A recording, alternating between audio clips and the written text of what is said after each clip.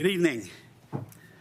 Welcome to the July 22nd, 2025 meeting of the Louisville City Council. Can I get a roll, please? Mayor Pro Tem Dickinson. Here. Councilmember Fahey. Here. Mayor Lay. Here. Councilmember Cooperman. Here. Councilmember Hefner.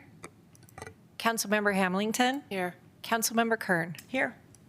Okay, can we please say the Pledge of Allegiance? Come join me.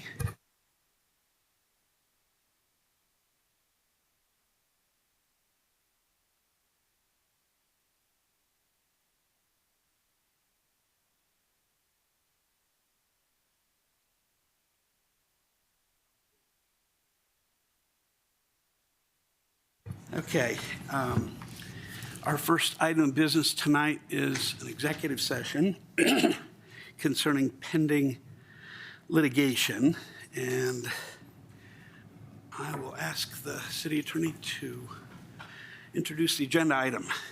Thank you, Mayor. As noted on the meeting agenda, I am requesting an executive session for the purpose of consultation with the city attorney with respect to pending litigation pursuant to Section 5-2D of the city's Home Rule Charter and CRS Section 246402-4B. Prior to entertaining any motion, the interim city clerk will read a statement required by the city code.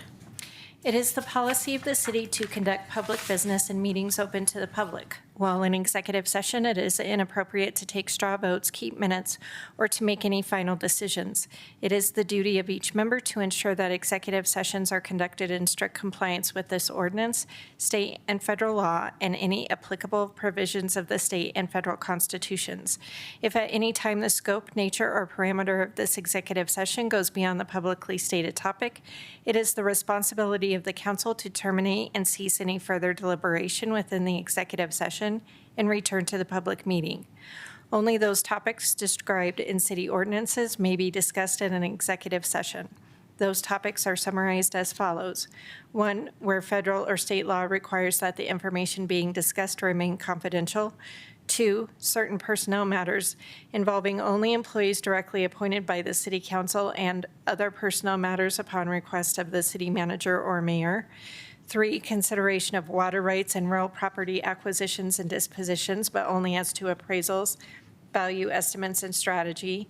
4, legal consultation with an attorney representing the city with respect to pending litigation. Regarding the authority for the executive session, Section 5-2D of the Charter authorizes an executive session for the purpose of discussing pending litigation.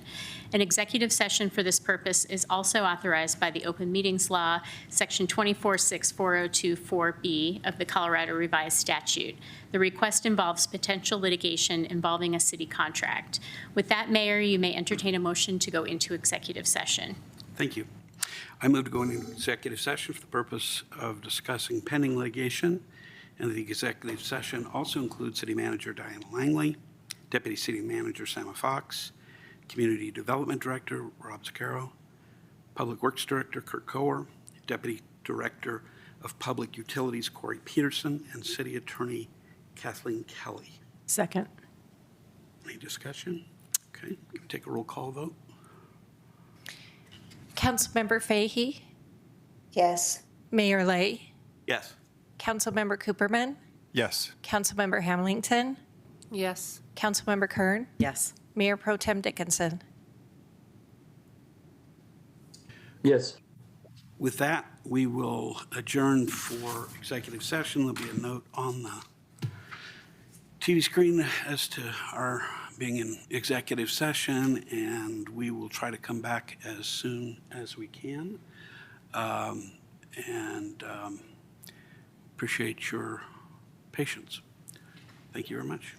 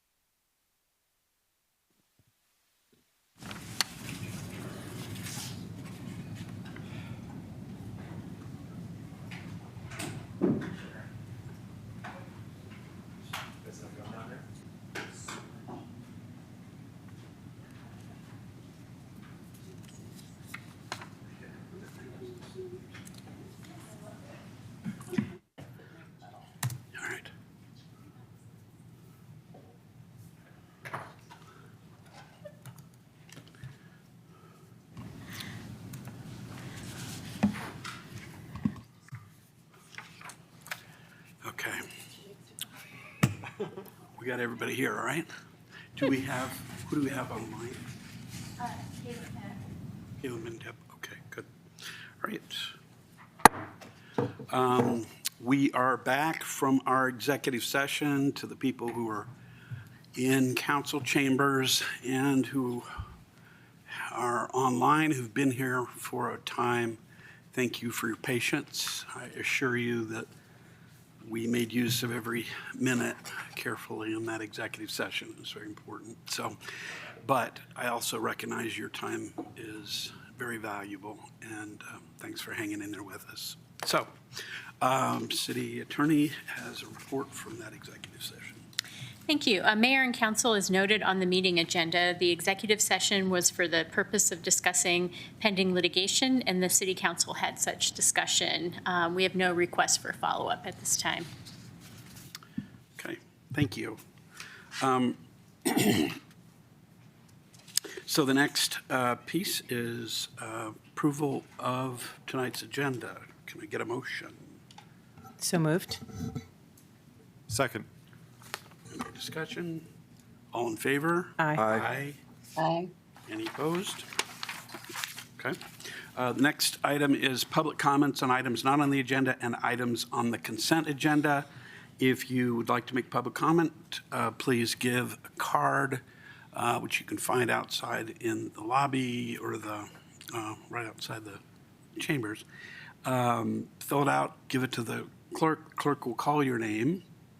You can come to the podium here, make sure the light is on, and say your name and whether you are a Louisville resident. You have 3 minutes to say what you'd like to say. You don't have to speak for the full 3 minutes. If you would like to pool your time with somebody else, as long as you can point to somebody who agrees to do that, one or more, in chambers or online, you can have up to 6 minutes. We obviously don't have to speak that whole time either. I just sort of ask you to refrain from clapping or yelling and stuff like that, just because it's hard enough to make comments in front of people, and we want to encourage people to come forward if they feel they have something to say. So, do we have any public comment? Robert Gerard?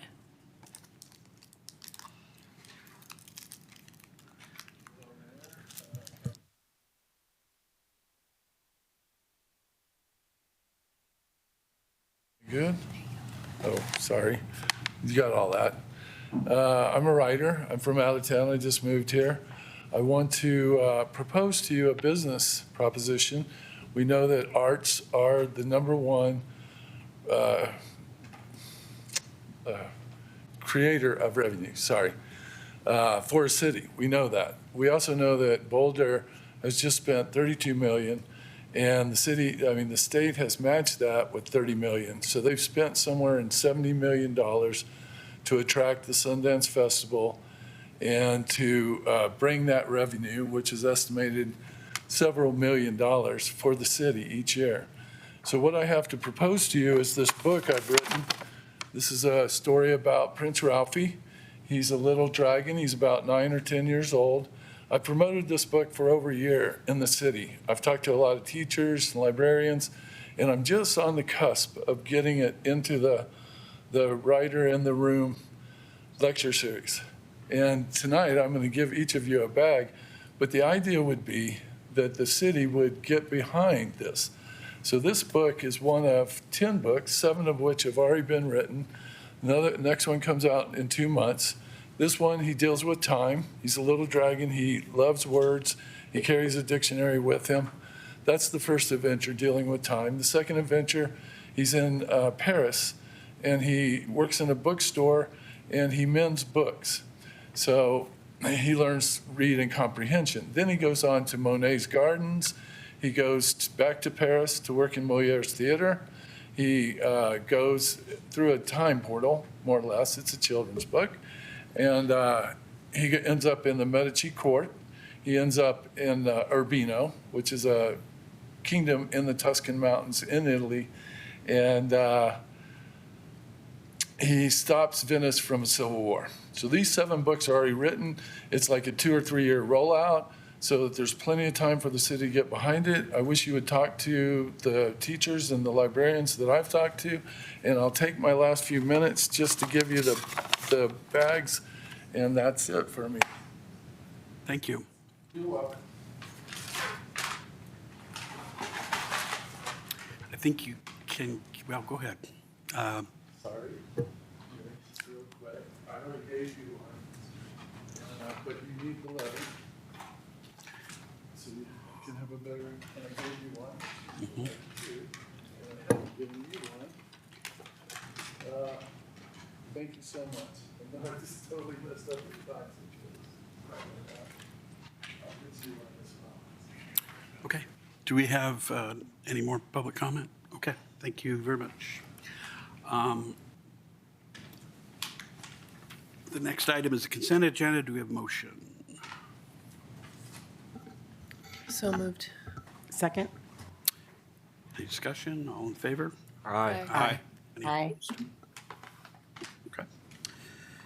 Next is council informational comments and committee reports. Yes. Thank you. So last night, the county commissioners hosted, and I was privileged to attend, a conversation about the different federal actions and their impact on the Latino community in Boulder County, as well as the whole state of Colorado. There were community leaders representing the Latino communities throughout the state, and I really appreciated the opportunity to be there as an elected official, listening with impacted community members to this specific topic. Love to share more with the rest of council, but I just wanted to comment, these are real issues that are happening here at home that I think we all are interested in and concerned about. And I wanted to just publicly say thank you for to the commissioners for taking the time to have a very open conversation about this and giving all of us an opportunity to work together to create solutions for our communities. Thank you. Thank you. Other reports of meetings that folks have had? Yes. Councilmember Dickinson.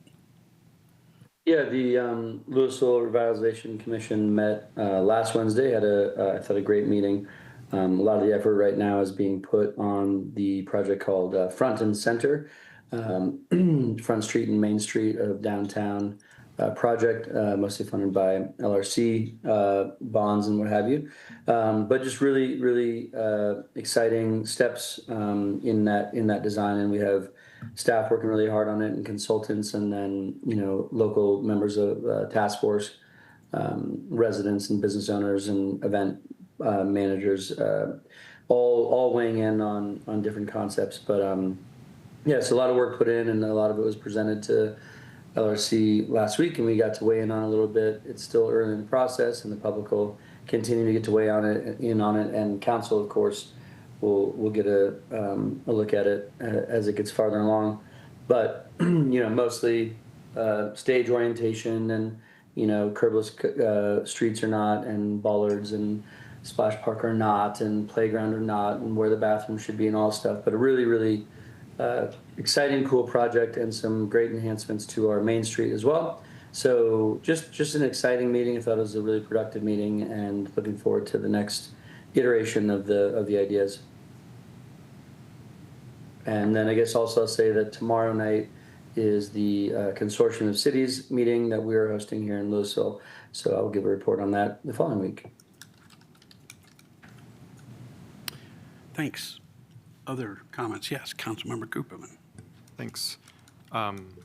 Just start off by saying I had the opportunity to tune in remotely to the meeting that Councilmember Kern was talking about, and it was really great to listen. I thought I'd say a few words about Colorado Communities for Climate Action.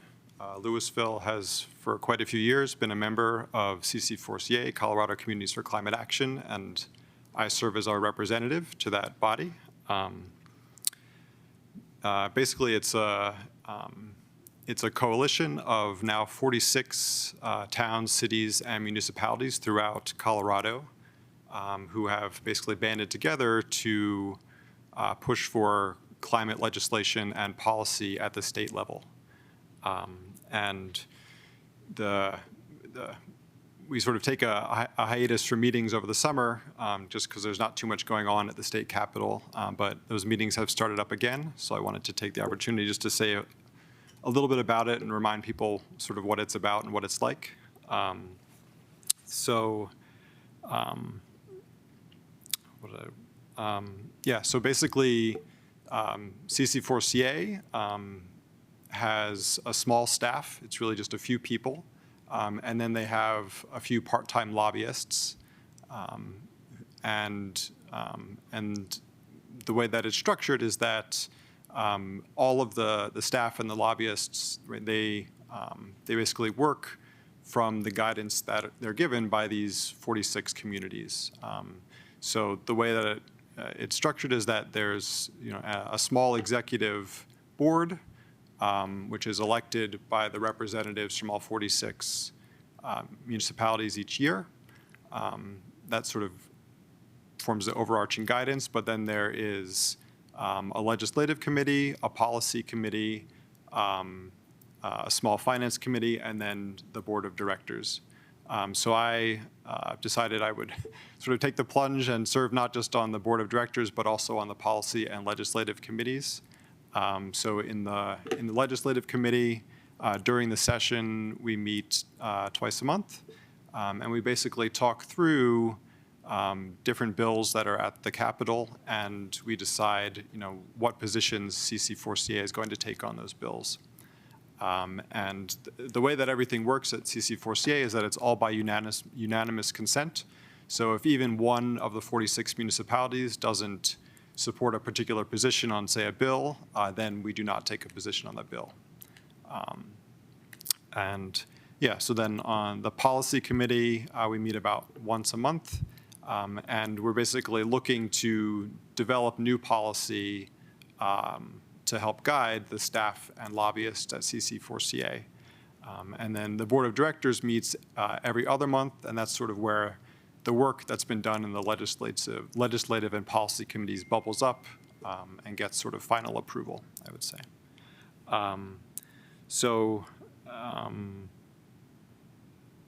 I just wanted to mention this last year, it was, I don't know, sort of a mixed year, I guess, for CC4CA in terms of the bills that they were supporting or not supporting. In particular, CC4CA was really pushing for a vulnerable road users bill. So basically some way to get funding, more funding, to support people who are walking, who are bicycling, and so forth. This was sort of their top priority, and they were really guiding that bill. Ultimately, they were not successful, at least during this session. The other thing I wanted to mention is that one bill that did go through in the session, and we didn't take any position on it because we didn't have a policy at CC4CA, is designating nuclear energy as a renewable energy source, sort of at a formal level with the state. So currently in the policy committee, we are sort of studying and trying to determine whether or not we will have a formal policy on nuclear energy, but that's yet to be determined. So if anyone has a particular perspective on that and wants to share it, I would be very happy to discuss. But thanks. Thank you, Councilmember Cooperman. Anyone else? I have a couple of things. One is that I have been fortunate to be able to volunteer, as a number of council members have, at Street Fair. This was the 25th year of Street Fair, and it closed with the last concert last Friday. A really successful season, and just a lot of kudos to the people who worked on it. Thank you for being our liaison, Councilmember Hamilton, and we're looking forward to even bigger and better one next year. It's just exciting to to have had that event and to have had so many good times this summer, even with a couple of really crazy rainstorms that seemed to pull into town late in the afternoon on Fridays. We still were able to have a good season, so that's great.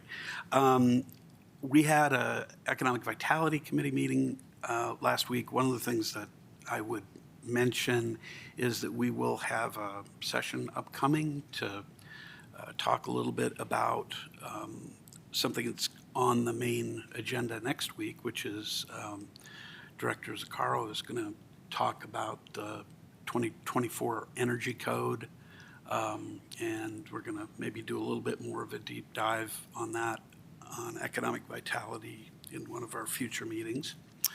Finally, I mentioned this in the EVC meeting, but I wanted to mention it to everyone. I got a call I think it was last week, from Governor Polis's point person, Lisa Kaufman, who used to be his chief of staff, now is working her entire time on Front Range Rail. A lot of things going on, as many of you know, but one of the things that's very exciting for us after so many years paying money into the fast tracks proposal, the bond issue, and continuing to pay on that, is that for reasons that have a lot to do with BNSF, they want to have a single point of contact in dealing with Front Range Rail, which means that what used to be commuter rail and Front Range Rail are now combined into one group. There was a meeting and an agreement, which is called the Joint Services Agreement, last summer with all of the various entities, and there's so much alphabet soup I won't bore you, but it involves the Front Range Rail Authority, involves Department of Transportation, and a whole bunch of groups all got together and agreed upon sort of a framework, I think, for negotiating with Burlington Northern, and that's where things stand right now. There will be negotiations ongoing. One of the things that happens, or that's going to happen, which may not be widely known, is that the time or the schedule is to have Front Range Rail running in 2029. Many people think that that's after a big ballot measure is passed and so forth. It's not. The money is there for that to happen. We, among others, are on that line now. We haven't been, but this recent decision in the last year to have a single entity run the whole thing means that now Broomfield, Westminster, and Louisville are all on the schedule. And that's going to be a sort of proof of concept. Eventually, the rest of the state will get a chance to vote on this, and it may expand. But that's very exciting. In the meantime, there is negotiation going on with BNSF in order not to leave the various communities behind, because there are only so many people who can do that negotiation.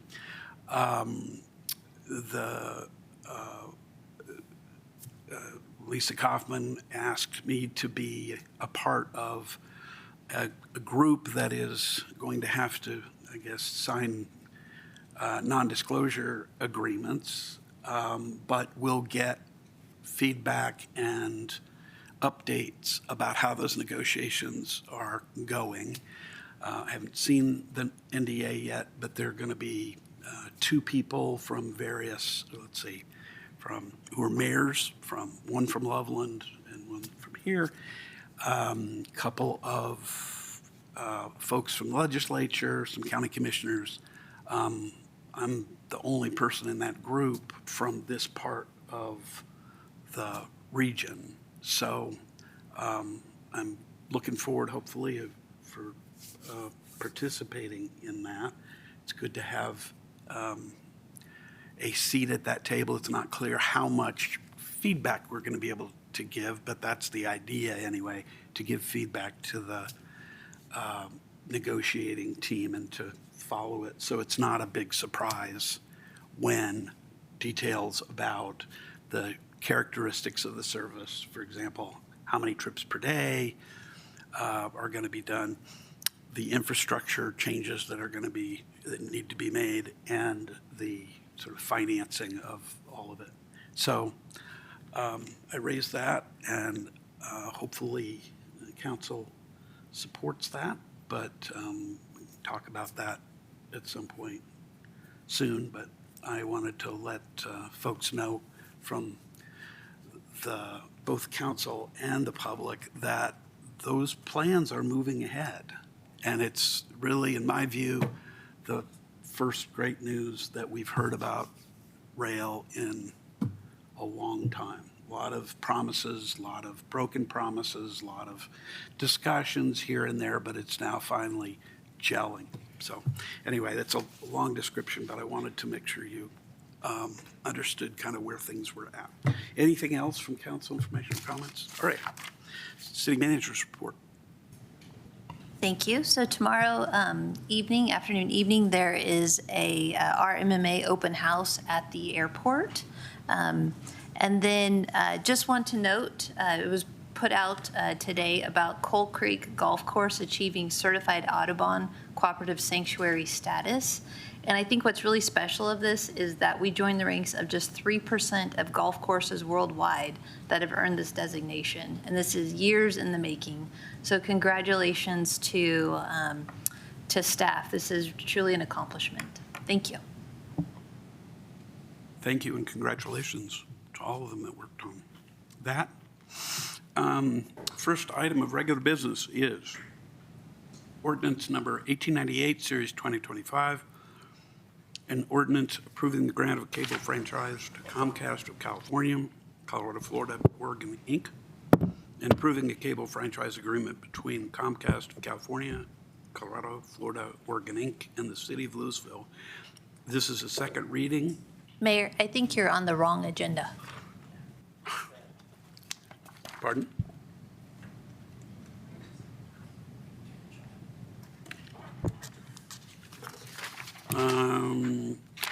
You know what? Here. Yes, sorry about that. All right, let's start that over. First item is sponsorship request, 11th annual Louisville Turkey Trot 5K, and turn it over to the city manager for All staff right. presentation. Thank you. Let me put this in presentation mode here.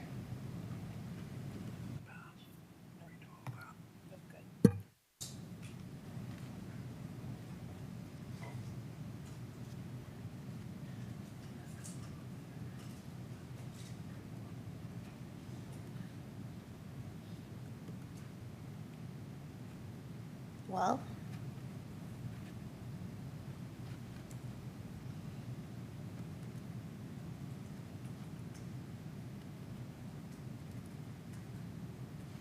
okay. All right, thank you for having me here tonight to talk about the Turkey Trot. I would like to acknowledge that we have Luke Gorka here from the Turkey Trot, Inc., so thank you for being here. So the item before you tonight is a potential sponsorship of the 11th annual Turkey Trot. Louisville Turkey Trot, Inc., which is a designated public benefit corporation, so not a nonprofit, but a public benefit corporation, coordinates the annual Louisville Turkey Trot, which of course supports Community Food Share, which is the food bank of Boulder and Broomfield counties. And so tonight I'm requesting direction on sponsorship of the event, and if council wants to sponsor the event, at what amount. So for background, since 2013, Louisville Turkey Trot has raised over $250,000 and tens of thousands of pounds of food in support of Community Food Share.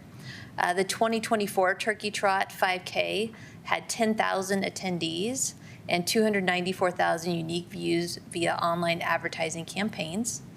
And community food share services specific to Louisville residents includes 2,418,517 meals, over 2.9 million pounds of food, and in 2024, they served 615 individuals. The 11th annual Turkey Trot is, of course, scheduled for Thanksgiving Day down in downtown Louisville. A list of current sponsors, which there's a really long list of current sponsors if you go to the website. Just in terms of other agencies, I know Superior is sponsoring the event at, I believe, $2,500. And there may be other agencies sponsoring. Sponsorship opportunities range all the way from $25,000 as a top turkey sponsor, all the way down to $350 for a stuffing sponsor. I love the names. And in terms of council work plan and fiscal impact, this does support economic vitality. While on Thanksgiving Day, many of the businesses downtown will be closed, it is bringing a large number of people to downtown Louisville that may decide to visit in the future. There's also a lot of volunteers that help support the event and a lot of local businesses that support the event, whether it's through hot cocoa or maybe beer is my understanding. And so there's a lot to bring people to downtown Louisville that they may come back and explore. In terms of fiscal impact, there's currently not funds programmed in the budget. However, in the economic vitality budget, because of the renegotiating the SBDC contract, there is some savings in that budget that could be applied specifically for this year. Future years would need to be evaluated as part of the budget process or as a separate consideration. Options tonight, alternatives would be you could do the monetary sponsorship or an in-kind sponsorship by waiving the special event permit fee, which is $538. And I know last year they paid $2,128 specifically for police department support during the event. There'd be the potential to waive that as well. That would come out of the police department's budget unless council wanted to do a budget amendment. However, there are significant salary savings within the police department's budget, or another alternative would be to not sponsor the event. So with that, I'm looking for a recommendation as to if council would like to sponsor the 11th annual Turkey Trot, and then if you would, at what amount. Thank you. Thank you, City Manager. Why don't we discuss thoughts about this sponsorship? Mayor Pro Tem. Thank you, Mayor. Yeah, I mean, I think this is an amazing event. Me and my family go to it every year. It's awesome, really well attended, and for a good cause. Superior is a sponsor of this event that's in Louisville. It's entirely in Louisville. So I think it makes a ton of sense for us to be sponsors of this event. I would recommend that we either do the 5K for 5K, or that we do 2,500 sponsorship, and then also the two pieces that added up to about 2,500 that City Manager Langley pointed out, the permit fee and the police cost. So I would recommend we get to that $5,000 area. Thanks. One thing I didn't do was to ask if there are any questions first. Yes. Go ahead, Councilmember Hamilton, and then Councilmember Hefner. Thank you, Mr. Mayor. City Manager, you mentioned that there's some budget remaining available in the economic vitality Yes. account. Do you have a general idea of how much is there? $10,000. Thank you. That's all. Councilmember Hefner? Yeah, just wondering, you mentioned on the first slide that it's a public benefit corporation, which I think is a for-profit entity. Do you have any, from the LouisvilleTurkeyTrot.com website, I sense there is sort of a difficult history there. Do you have any information on that? Luke, would you be able to address that question? Could you come up to this?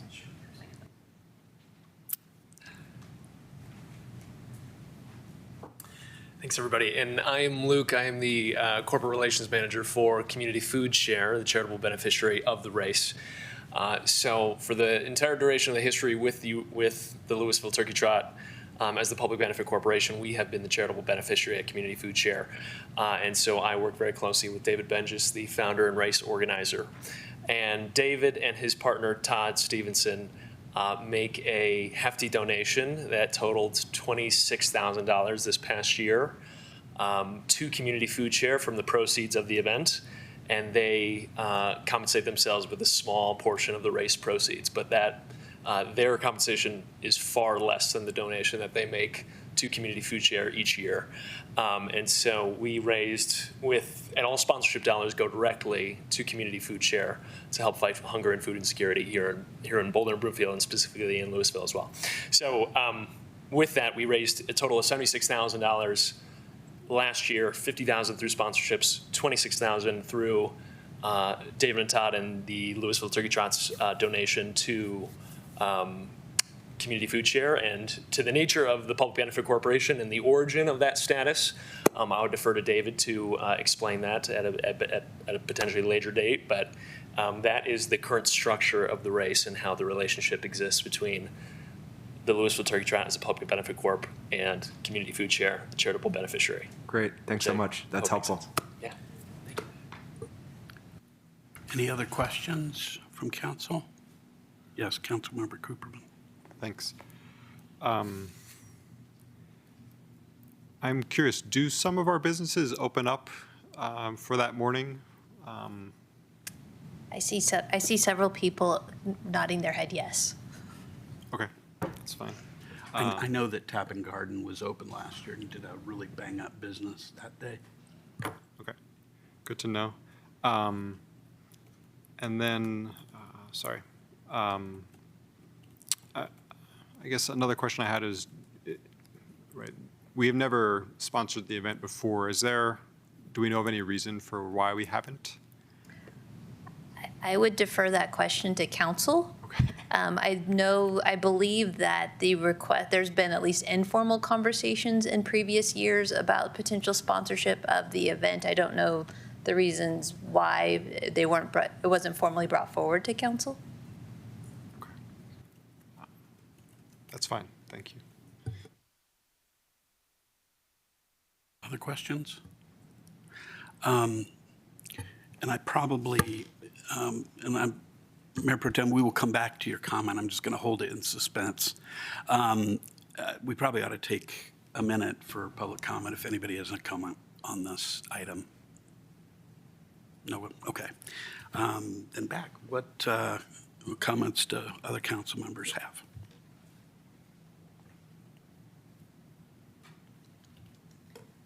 Councilmember Kern. Thank you.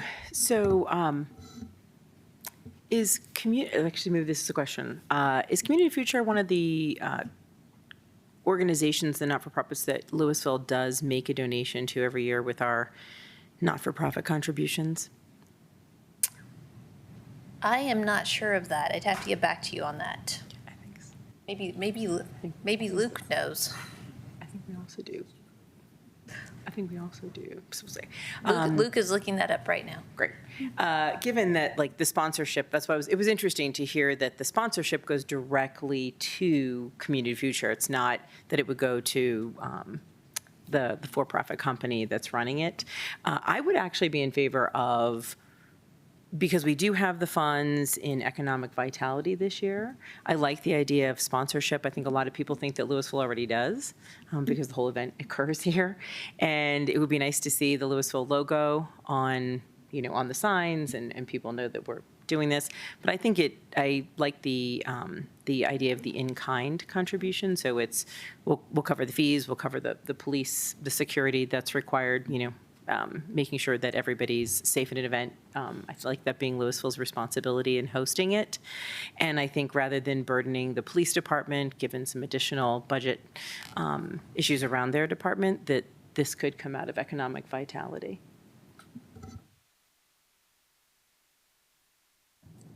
Others? Yes, Councilmember Hamilton.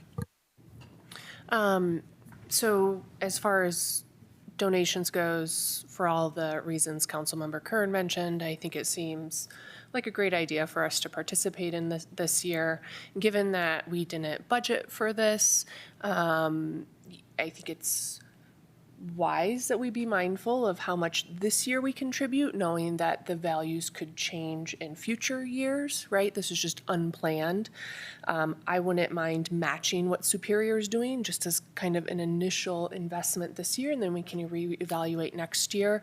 And I don't want to do anything that would impact our police department's budget at this point in time. So that's why I'm favoring using our economic vitality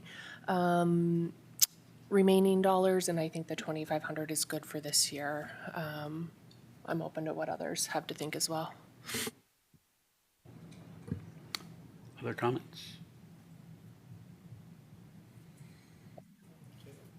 Yep, I see. I would just Caleb. go on. Yeah, I think to clarify, I think the $2,500 sponsorship can easily come from Economic Vitality, as they have that $10,000 savings, and I think the 2,100 could come from the police department, as what City Manager Langley was saying, is through the unfortunate fact that they have been understaffed, they actually have a lot of money in their current budget. So they're not in a budget tight piece. They're needing to raise salaries to attract new employees, but they actually, Dan, if you can clarify, I think they have the funds to do the 2,100. Yes, they currently have quite a few vacancies within the department that will result in pretty significant salary savings.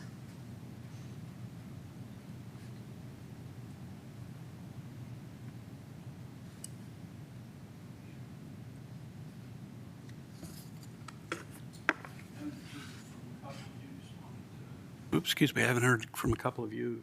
If you want to provide further info or comments? Oh, okay, Councilmember Fahey, I didn't see it. Thank you, Mayor. Yes, I kind of agree with Councilor Dickinson. I think taking the 2,500 from the EV and waiving the police fee would be a way to make a significant contribution to the effort. I like the idea of supporting the Turkey Trot. It's been a wonderful event for years and held in Louisville. And supporting the community food share, I think, is very important for the community. So I would go along with his recommendations.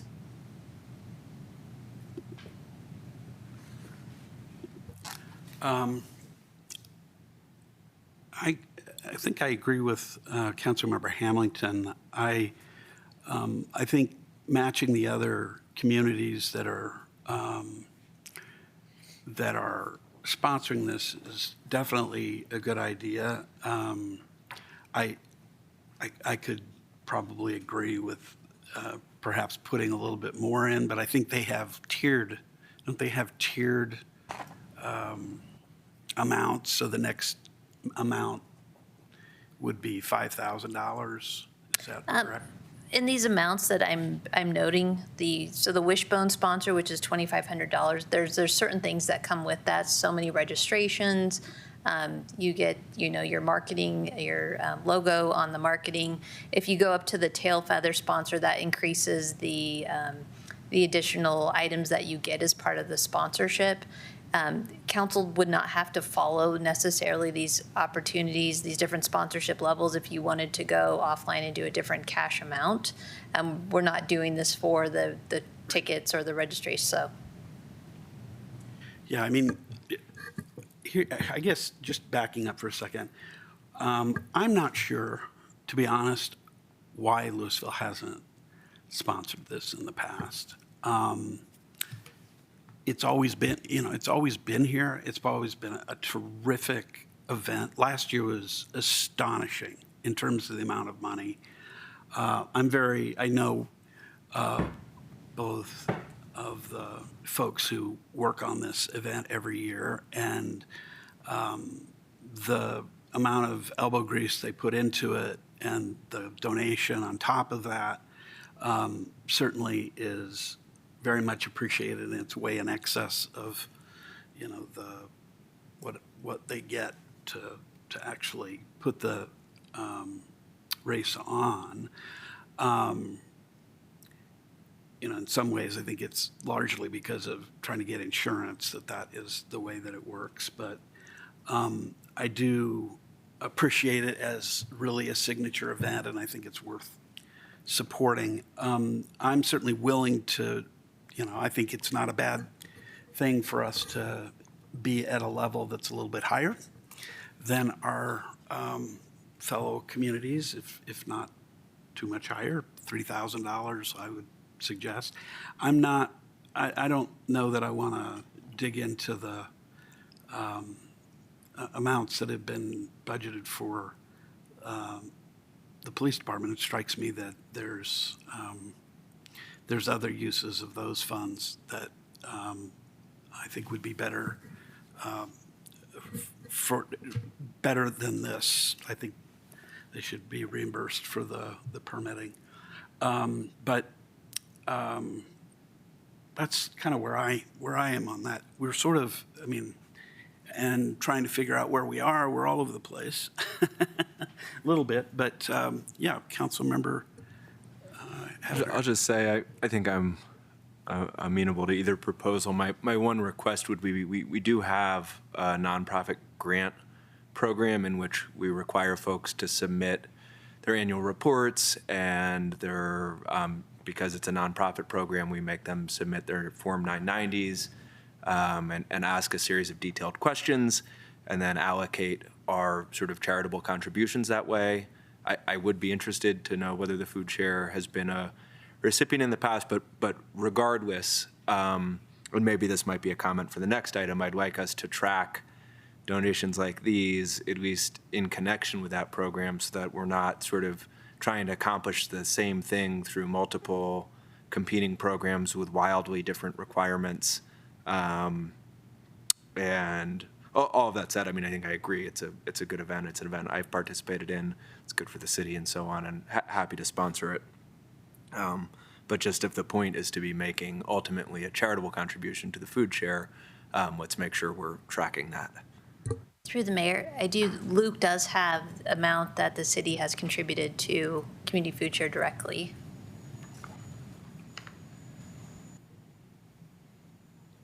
Thank you, City Manager. Yes, through the nonprofit grant program through the City of Louisville, Community Food Share has received funds this year to the amount of $3,333, and previously at a $2,500 level. And we deeply appreciate the increased commitment through that program this year. And the charitable contribution through the Turkey Trot would come at a time where right now we are facing a new era of reduced federal support, and we are actively trying to navigate this new reality for food banking, where we know that on the demand side, there are going to be many more people coming to our doors in the coming years with SNAP and Medicaid cuts coming down the pike. And we know that we're going to need help on the supply side of getting more food into the system as well. So, and funds are the best way to do that, as $1 donated turns into $7 worth of groceries at Community Food Share. So the increased commitment from the City of Louisville this year is tremendously meaningful, as we are really proud to be active members of the Louisville community, as headquartered in the CTC, and part of this race, partnering with Superior, the town of Superior. We are in conversations with the City of Lafayette right now, and we are trying to make this event as a cross-town collaboration between the two L towns and Superior to broaden the reach and ultimately help serve all of our neighbors in Boulder and Broomfield and maintain the level of service that we have for so many years. So just the consideration and the conversation is incredibly meaningful to us, and we are deeply grateful to continue serving our residents and neighbors here and make sure everyone has access to the food they need. I want to respond to Councilmember Hefner's point, which I understand.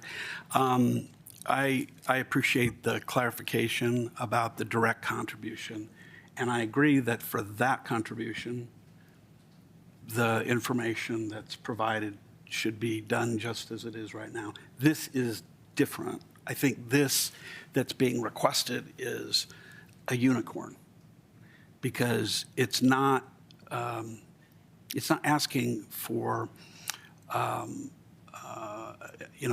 the group that's doing this is not asking for a contribution for their for-profit. They are really asking for the contribution in order to be able to put together a very significant event in the life of Louisville. It's I think it has been a signature event for a long time. The number of people involved in it have increased over time. I think it raises money for a large local charity that serves the whole region. And it's that effort ends up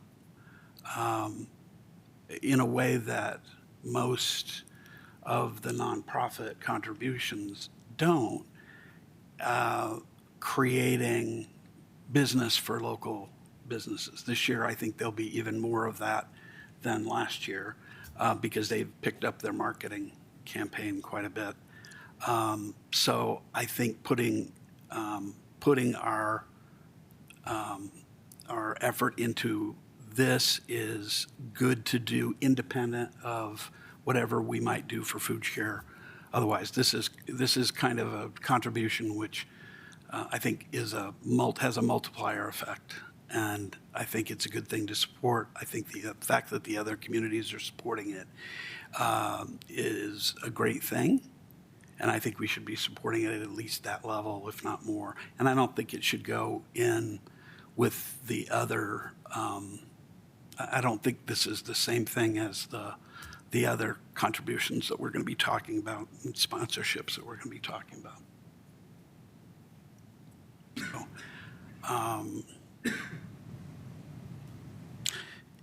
Can I make a motion, Mayor? yes, go ahead. Just a brief comment. I've actually never been to the Turkey Trot because my family always travels over Thanksgiving, but I've heard great things about it.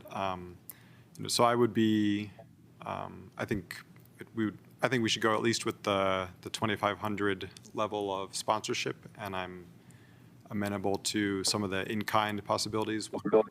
I don't have a strong feeling one way or the other, though.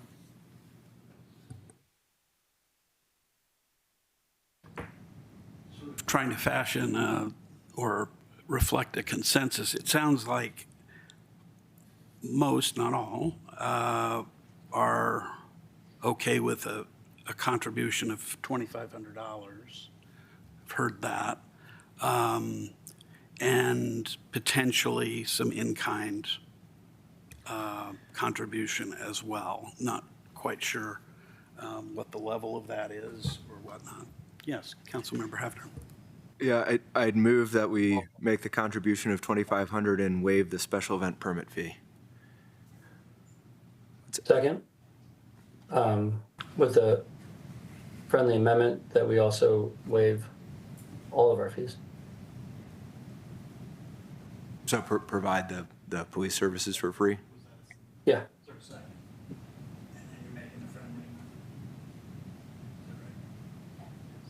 I think I share the view of not doing the police, although I don't feel strongly. So welcome to make a substitute motion, but I'd keep my motion as is.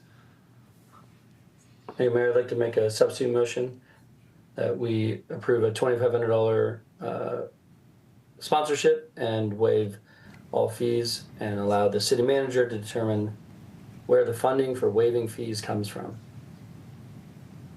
I'll second that. Comments, discussion? Yeah, Councilmember Kern. So I was looking at the sponsorship and what they're offering, and it says at the $2,500 level, and given that it looks like the in-kind amount will probably be $2,500 or more, and that's more for the event sponsors, to your point, Mayor, as far as like helping the event to be successful. That would actually, as a total contribution, put us more at the tail feather sponsorship. I agree. I think these are really cute and fun. That's why I'm saying them. But I think part of the benefit to the community, to Louisville, is that our logo would appear on more than just select material. So if we could talk to the event sponsors about the sponsorship as well as the fees that we're going to be waiving and that we'll be paying for the police needed for the event, that would move us to some of those benefits, if you will. I think that would be good for the community. And then I would be on board. It sounds like a friendly amendment, which I just saw a thumbs up from the Mayor Pro Tem, and I'm fine with that too. So that we let the city manager discuss and negotiate that with the sponsors. Yes. Would you like to discuss it? I just want to be clear that I'm understanding what we're talking about. So we're proposing like 2,500 come from the EV Right. remaining funds. That goes directly to the food bank. The in-kind sponsorship, we're now saying the city manager can decide where that comes from, but she pretty clearly, I think, do you have the ability to not take it from the police department if it's police services? We could always transfer funds from that, the economic vitality account to cover the police department's costs. Okay. But that will not go to the food bank. That goes towards the event itself. Okay. Unless council were to direct that counts as a total sponsorship towards the food bank. And that's what you were, no. Okay.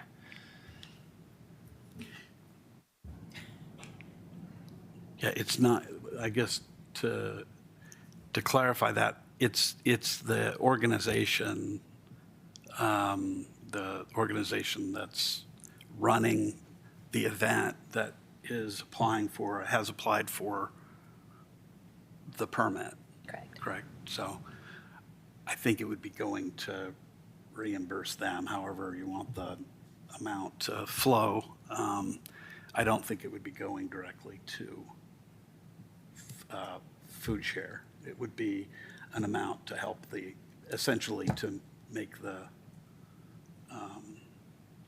the event more successful, in part through whatever marketing and other kinds of things they're doing for it. But it's all just, I mean, effectively, you're paying their fee for that. Yeah, go ahead. I mean, by paying for their fees, right, they presumably can then maybe give a little bit more to community food share. So indirectly, I think we're probably contributing a little bit more to community food share that way. I very much liked Councilmember Kern's idea about discussing with the organizers about having our logo more prevalent. And I also just wanted to make one little suggestion. I like the motion. Since we do get those entries, if we could offer them to staff, or if the organizer has some way to offer like entries to lower income residents or something like that, I think it'd be great to try to arrange that. Thanks.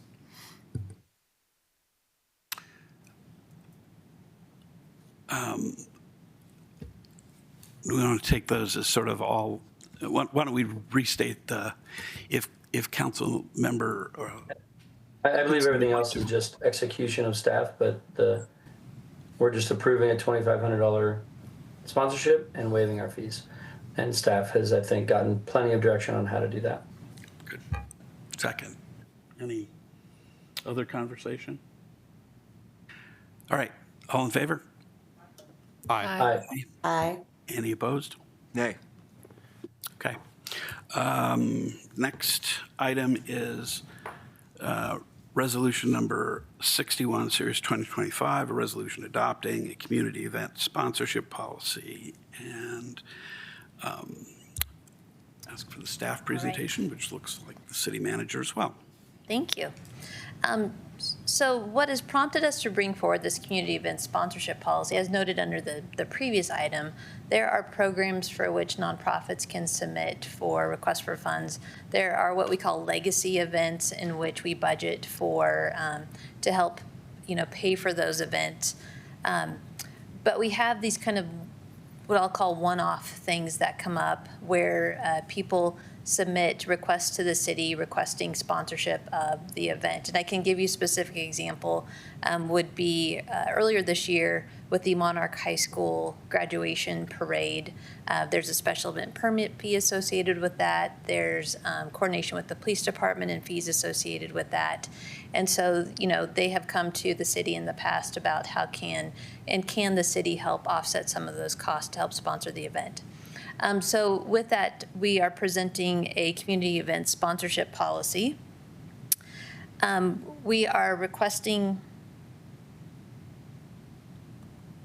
trying to get my slide to go. Okay. So we're seeking council support and adoption of the policy, and then also seeking council direction on in-kind sponsorship and sponsorship amounts. If you recall, in the budget workshop in July, one of the items that we brought forward was including $10,000 in the 2026 supplemental budget. Council has tentatively approved those funds, and so we want to set up this program so that we could start funding events as soon as January of 2026. So the why, this supports council's goals. There's currently not a policy in place, which then leads to uncertainty. Then we're having discussions about how do we bring items before council. It's not as structured. The policy would create the framework and provide applicants a definitive time frame and process to submit requests. And as noted, this policy would not apply to events that the city has a contractual relationship with. So the Parade of Lights, Street Fair, Taste of Louisville, etc. So again, the prior discussions at the budget retreat, council expressed support to set aside $10,000. In addition, at Economic Vitality in July, there was conversation about this policy. There were a lot of questions. There was a lot of follow-up that was requested, so we tried to address a lot of those items that were brought up in the draft policy that's presented to you tonight. And so the policy proposes that for organizations that support local cultural, artistic, and athletic enrichment, create opportunities for connection and bolster Louisville's unique traditions and identity. It could be monetary or in-kind support and or marketing. Surprisingly, we get a lot of requests for folks requesting that we market their events. We place it on our calendar, or we provide information since we reach such a broad portion of the community. Eligibility criteria would include, it needs to provide benefit to residents and promote Louisville, needs to be open to the public. The majority of the event needs to be in Louisville, and there might be a question of what do you mean by the majority of event. The Monarch High School Senior Parade is a prime example of that, where it originates in Louisville, goes into Superior, and then comes back to Louisville, but a good portion of the parade is in Louisville, and then contributing to economic vitality. So with this, we have applicants may be nonprofit organizations, neighborhood groups. You might have a neighborhood group that wants to sponsor a block party, and then also school organizations. We also have a request that's come forward from the school for a homecoming parade to take place in September. They haven't given us all of the details yet, but we know that there's going to be a special event permit fee. We also know that there's going to be police department costs. Of course, that request is coming in 2025. This policy would not be in place, nor would the funding. And so if we had this program in place, we would have the ability to direct organizations to this policy so that they could formally apply. The events must have proper permitting, documentation, and liability coverage.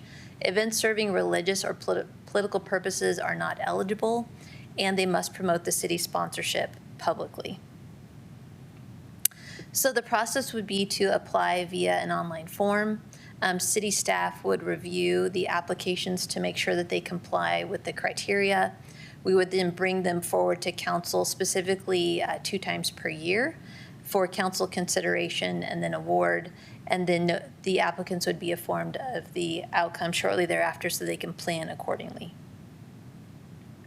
So decision points that we're requesting from council is, should in-kind sponsorships be deducted from the proposed $10,000 set aside, just like we had this conversation for the turkey trot. There are real costs associated with the services that we provide.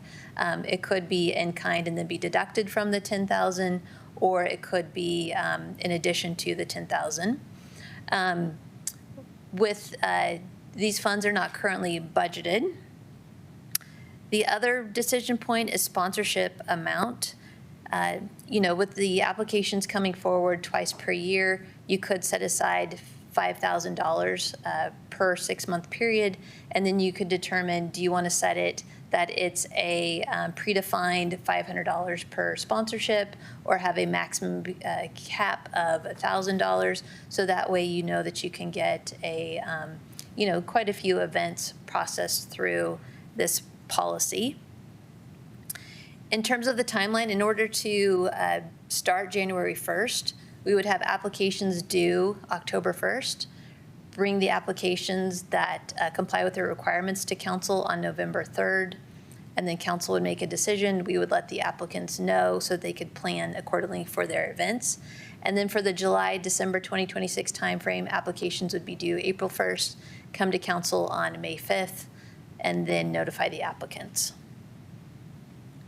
So next steps, if council supports this proposal and policy, staff will implement the policy and application processes, anticipating the first round of applications to come to City Council this November for award in January. And with that, I'd be happy to answer any questions. Okay, questions from council? Yes, Councilmember Kern. Thank you. Quick question. Do we know what the permit fees were for the last Monarch Parade? I'm curious to know how much that amount was. So they have the special event permit fee, which is the $538. $538. And then for the the turkey trot, that $2,100, that was for 4 officers for 4 hours. For the parade, I would think it was a little bit more than that, just because of the number of roads that it impacts. And so, for that parade, Jenny, do you recall how much the previous parade? I'd have to look it up. Okay, but you're talking, Few thousand dollars. Okay, thank you very much. Yes, Councilmember Cooperman. First, I was just wondering if any of my fellow council members on the Economic Vitality Committee wanted to add anything about their discussions to what the city manager presented. I think most of the, I'll actually, why don't we start with the other members of the Economic Vitality Committee. Councilmember Fahey can start. I actually had a question for the city manager also on, do you have a number of events or organizations that would like us to sponsor them that we have not sponsored in the past? And approximately how much that would cost? I mean, if we're giving the equivalent of $5,000 to the turkey trot, that would only leave us 2 or 1 other event for the year at the same level. So I'm wondering how many events we would typically get a request from. And I'll just let it go at that. Yeah, with my limited time here, I don't have knowledge of how many people have historically approached the city on an annual basis. In the 4 months I've been here, we've had 2 requests from the high school. We've also had the turkey trot. I also think there's a lot of folks that aren't aware of having programs available through the city. This would be a new program, so separate from the nonprofit program. What's also unique about this program is in addition to nonprofits, you would have the ability to have neighborhood groups and then also the schools. And something to keep in mind that with the block party trailer that Marshall Together has helped fund, we anticipate to see an increase in requests for utilization of that block party trailer. And while the supplies for closure of the street and the party are included in that trailer, there may be other costs that neighborhood groups would want to request to have a big block party or, some other event. And so I don't have history in terms of other groups, but I think part of that is maybe lack of knowledge of what the resources the city may have. And then again, as I noted previously, there's a lot of folks that just want the ability to advertise through their events through the city's calendar and through the city's various newsletters and things that we do.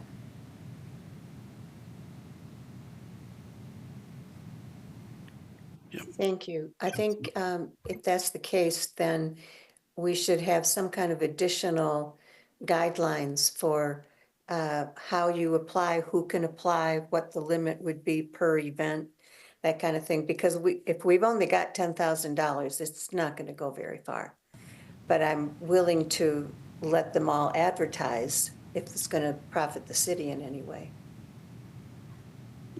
Other questions or responses to the question? I was just kind of for all of us as well as the city manager, is there a concern in advertising when it is not a Louisville sponsored event?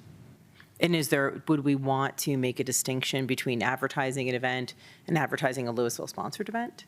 We could make the distinction. I think as long as the events meet the eligibility criteria, which would be really important, we could distinguish between city-sponsored events versus local events that meet the criteria as a community event. And so we could definitely work that, especially since we will be updating the website over the next few months. So initially, it may be more difficult to distinguish, but once we implement the new website, we could potentially have them listed separately. Okay, good. And to answer Councilmember Cooperman's question, honestly, I think there were more questions that came up at the Economic Vitality meeting. It's a new idea, and while I think very well intentioned and it could work very well, how do we choose? It's like picking winners and losers. Who gets the money? And that's a difficult decision. So the conversation came up in how can we be equitable? So what groups is it? We set not only a maximum dollar amount, but maybe a maximum percentage of fees. So if one organization has, let's say, $3,000 worth of fees, the limit still may be $500 and that's all they can have. But if another organization only has $400 worth of fees, are we paying all of them or do we just say we pay up to 50%? And that way, it could potentially be a bit more equitable. And then, to Councilmember Fahey's point, would allow for more of these organizations, the smaller ones, to still be able to take advantage and still have it be helpful.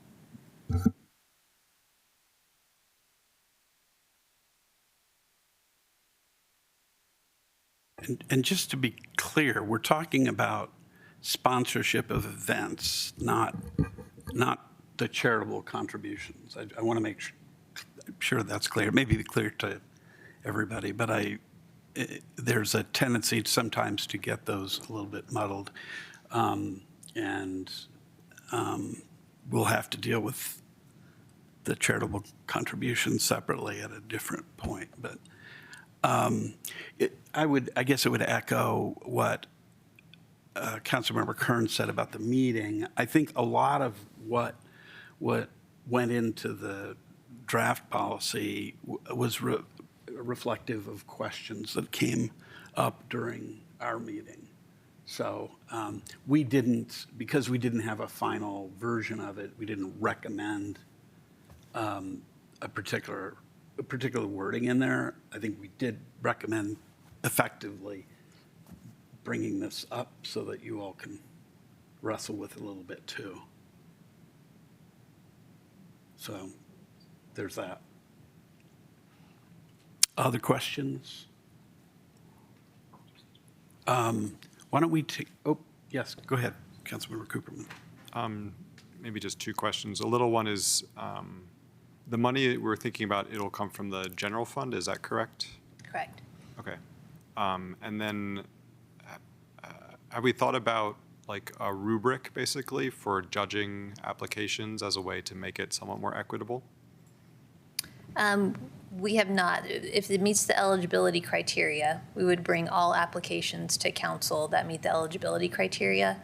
And then depending upon council's direction tonight, that would help inform whether or not it's a max cap, if it's a percentage.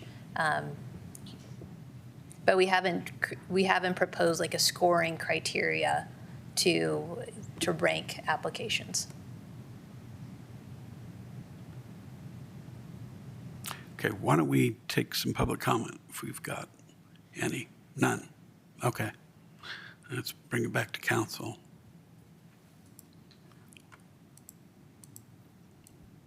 If we've lost, just real quickly, I think we've lost Mayor Pro Tem. He jumped off at the very beginning. I don't think he's been on this agenda item. Okay. All right, I just am noticing it now. Yeah, Councilmember Hafner. Just have one question, it might be for the city attorney. It looks like the draft policy excludes any religious events. Is that okay under the First Amendment? Are we allowed to do that? That makes me a little nervous. Well, under current law, yes.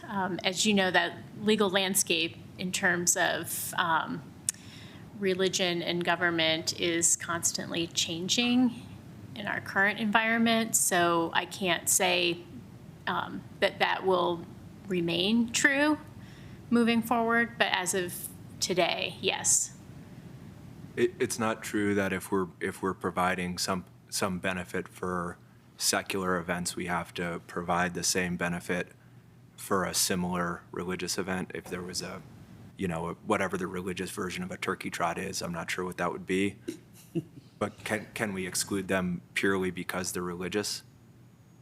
Yes, but if you would like more follow-up on that, I mean, I can't go into a lot of depth on the issue, but this is very standard among municipal, charitable giving policies, that they do not include religious institutions. That's good enough Yeah. for me.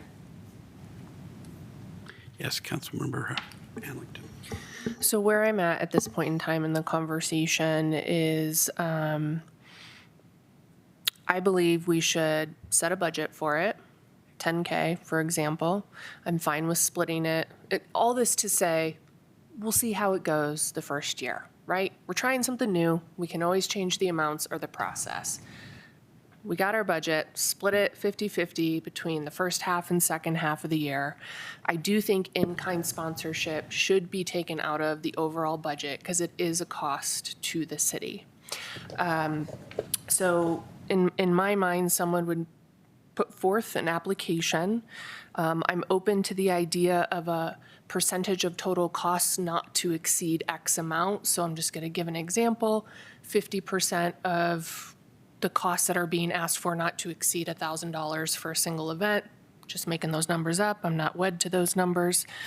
And I think that would be a good start for the first year. And then we can reevaluate as it goes on, whether we want to adjust any of that.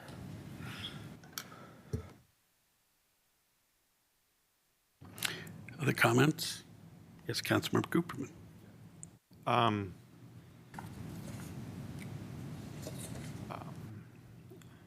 So before getting to those sorts of details, I was curious, well, right, so the slide said that it'd be cultural, artistic, and athletic events, as well as events for people to connect and so forth.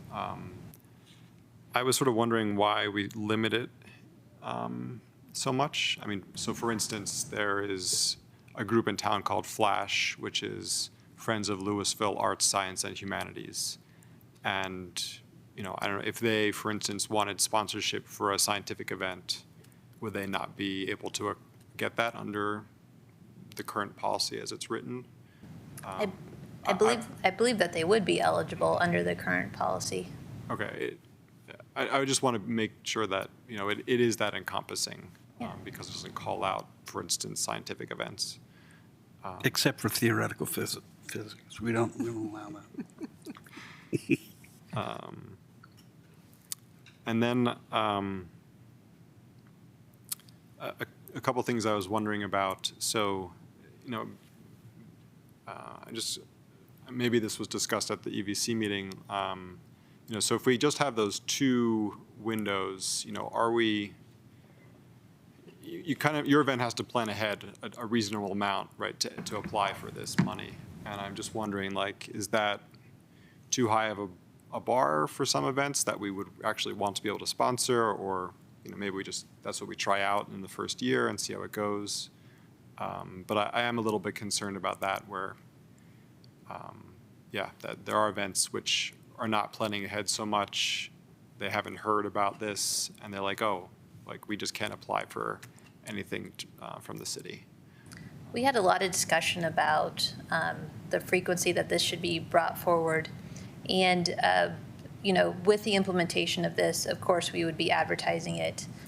There would be about a month-long period for people to submit applications. For individuals or organizations that we've known and have expressed interest in the past, we would reach out to them specifically to let them know about the program. And, from a $10,000, spreading it over 2 different cycles, yes, there will be events that didn't plan in advance and then come to us and we'll say, well, here's your window. With that said, based upon other, the work associated with processing the applications, reviewing them, bringing them to council, we feel, especially starting out, that this is manageable. As Councilmember Hamilton said, let's get through the first year and then we can reassess. If we see that we're missing a lot of organizations or groups, then we could reevaluate and say, okay, maybe we need to do this quarterly. But for now, we would like to start out every 6 months. Okay. And then one other thing I was wondering about, I guess I'm kind of wondering about, could there be events where basically whether or not they get sponsorship from the city is kind of the tipping point? So should we somehow try to prioritize events where, getting that sponsorship will let the event go forward, but if they don't get the sponsorship, then the event is not likely to go forward. That could be one of the questions that we put on the application, recognizing that under the current proposal that I heard, 50% up to a max of $1,000. If you do not receive this, does it jeopardize your event moving forward? So we could put that question on the application. Okay. Yeah, great. Thanks very much.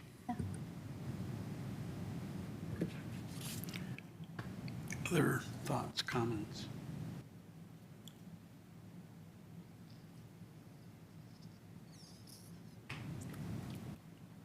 I like Councilmember Hamilton's suggestions myself, and as well as Councilmember Cooperman's, I think. We could add those to the, if you want to make a motion. Yeah. It's a resolution 61.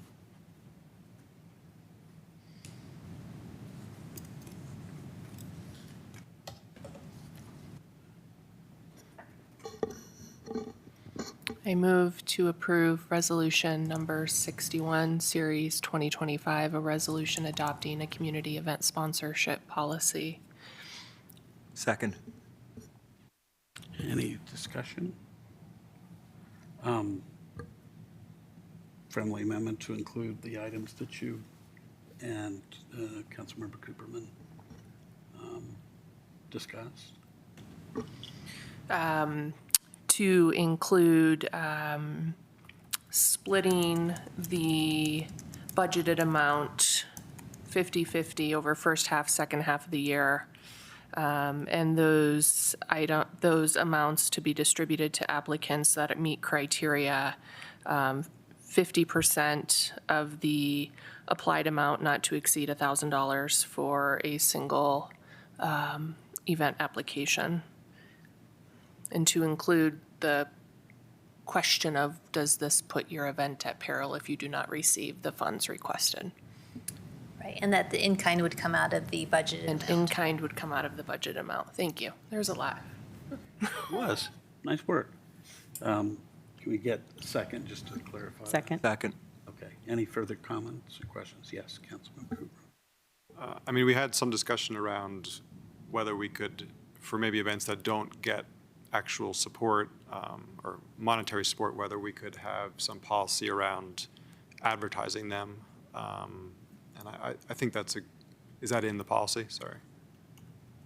So someone could submit an application that's based requesting marketing. And so that would be coming before you as well as to whether or not that event, the city should support marketing of that event. Okay, great. Yeah, it's in there. All right. All in favor? Aye. Aye. Any opposed? All right, motion passes. Our final, make absolutely sure here, final item is presentation from the Denver Regional Council of Governments, Dr. Cog, Regional Housing Needs Assessment and Compliance with Senate Bill 24-174. Is there a staff presentation on this? Yes. Get it loaded up.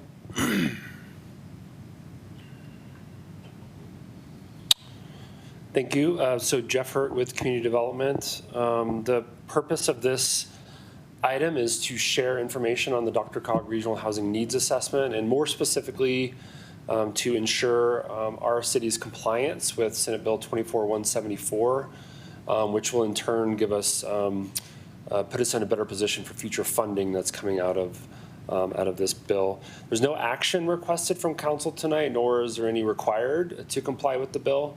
And I'll expand on that a little bit. So this new bill that was passed last year creates a new fund to support the local policy and regulatory work around affordable housing.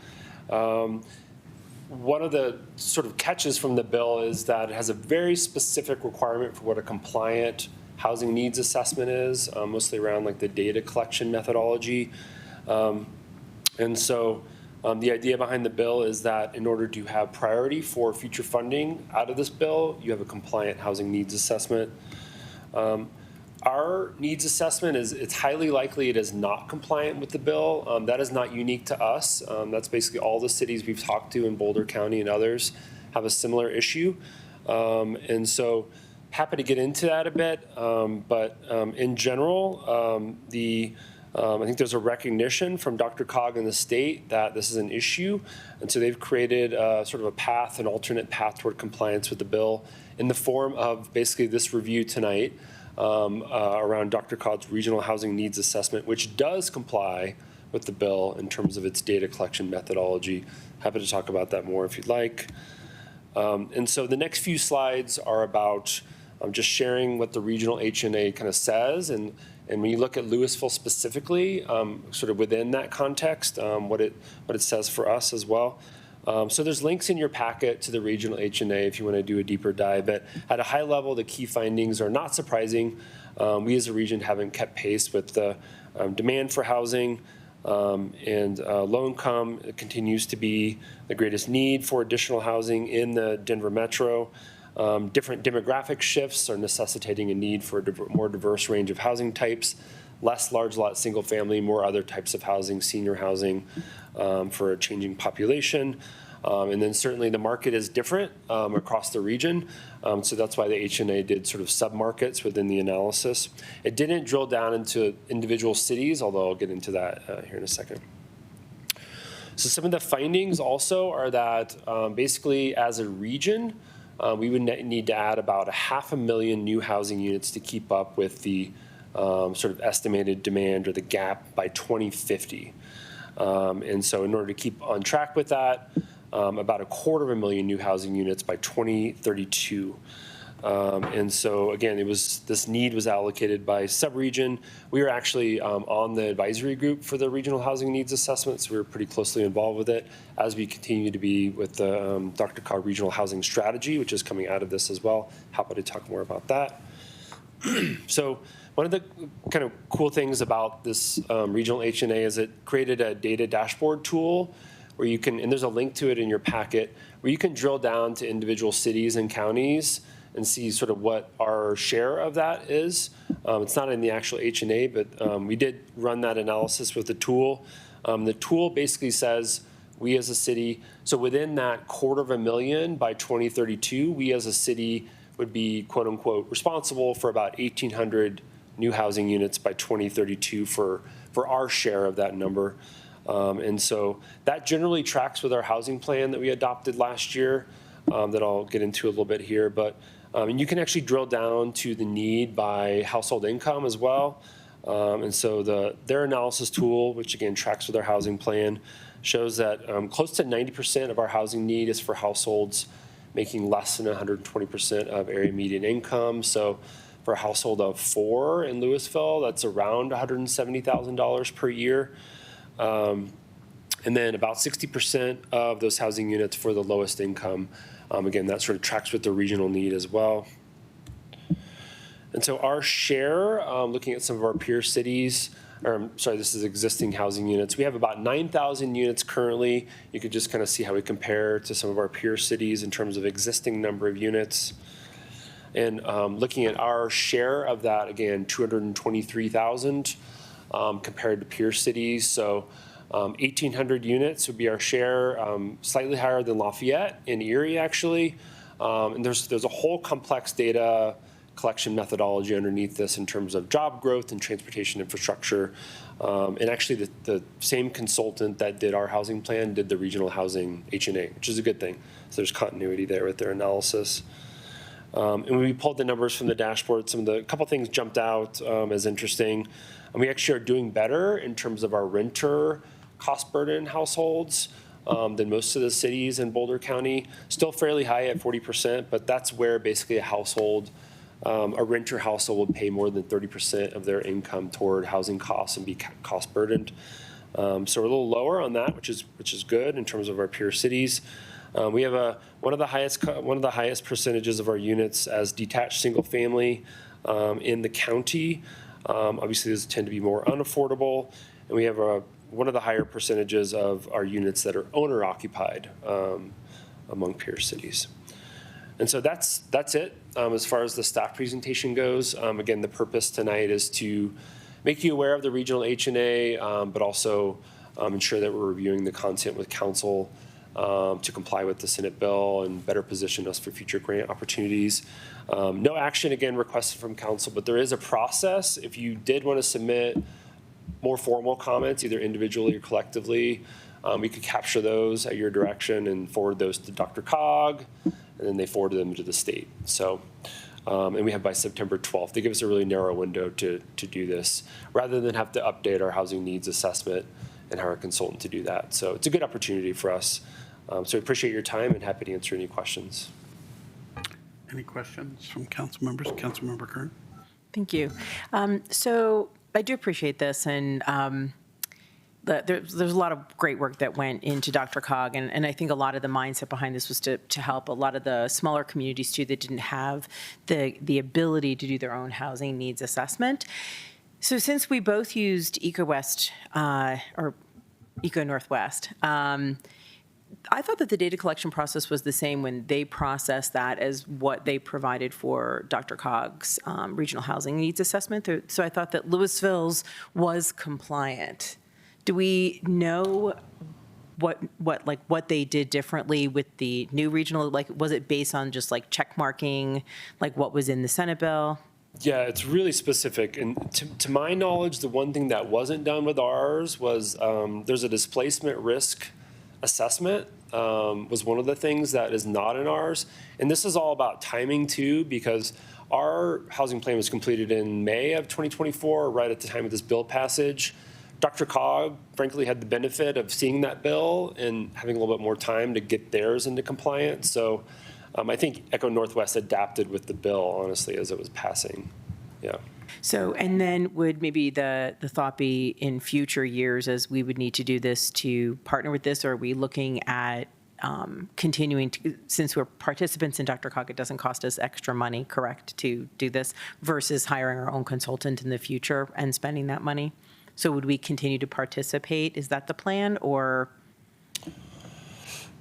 participate with Dr. Cog. Yeah, like to utilize the Dr. Cog housing needs assessment as years move on, or get, a more detailed assessment that may more specifically accurately reflect the housing needs of Louisville versus, a complicated formula on how we compare regionally and therefore what our fair share of new housing is, rather than hiring a consultant who looks at the community, looks at the actual businesses that are here in greater detail and helps guide decisions within the city. Yeah, we'll certainly plan to continue to partner with Dr. Cog in these types of efforts. They're not gonna do this kind of thing it's probably an every 5-year kind of thing, which I think is similar to us in the sense of like ideally we would update our needs assessment every 5 or so years. These are changing so quickly. I think what's good about this approach, and we're thankful for the flexibility, is that if we comply with this bill, we would have better access potentially to these future grant fund opportunities, which is what we would go for to hire a consultant to update our needs assessment in 5 years, if that makes sense. Yeah. Thank you. Or whenever we do it. Yeah. Councilmember Cooperman. I'm curious about what other ways could we use if we won these grant funds besides the one you just mentioned?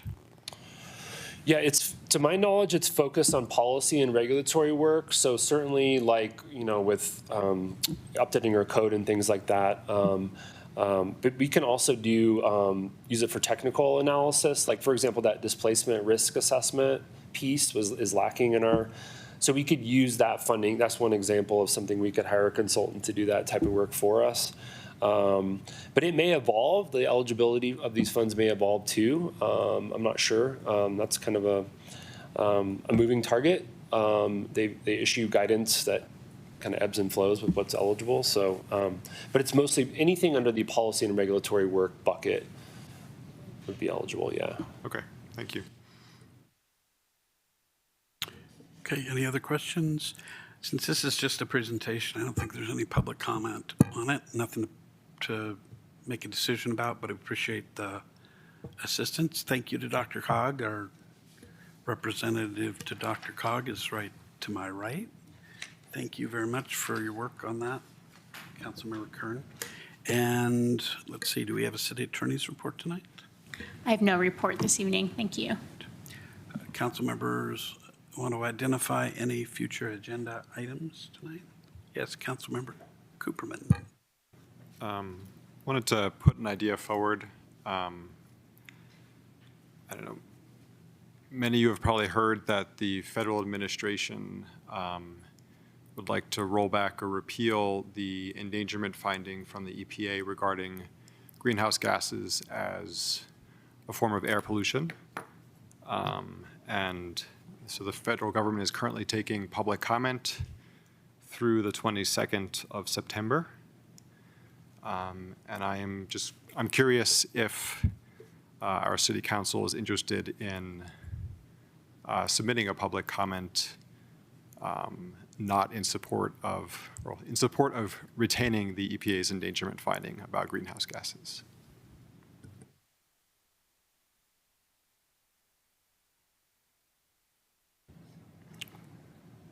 Do you know offhand if other communities are what they're doing? I don't want to get into too deep a conversation. Yeah, I believe that Boulder County is going to provide written comments. I don't know the exact details. I haven't asked around to other municipalities. Okay. Others on council interested in that? I'd be interested. It would be helpful, I think, if we could find out exactly what other municipalities are doing and what the most beneficial statement would be that's basically in keeping with our sustainability goals and statements that we've already made. I don't think there's any issue in reiterating that at a larger level. Okay, any other comments? Yes, Councilmember Hefner. Just say I'm happy to have a little bit more conversation. I am hesitant to spend our very limited time and resources getting engaged in national political battles on which we're unlikely to substantially move the needle. I think we could spend a lot of time and energy on it without producing much, if any, tangible result for the people of Louisville.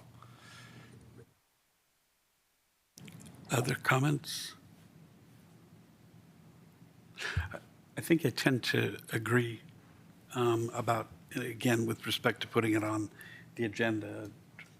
That's sort of four votes to at least put something, have a discussion, brief perhaps, about what, if anything, to do in that area, and whether that is putting in public comments or providing support to the county, or however we might do that. So, any other comments? I think that's probably enough to put it on a future agenda at some point. I don't know that Deb did not raise her hand. So, yes, City Manager. Yes, so the comments, so they're due September 22nd? Yes, that's correct. Okay.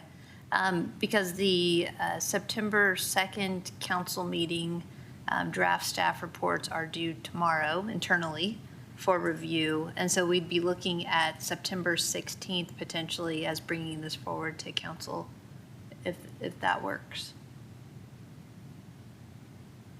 Yes? No? Yes, Council. Do you think that would give our sustainability manager enough time? Well, other than that, we'd be going into October, so that's, Too late, yeah. yeah. Okay, thank you. That's really the issue. Sounds good. Okay. All right. Any other items for future agenda? All right. Do we have a motion to adjourn? So moved? Second. All in favor? Aye. Any opposed? Thank you. Good night.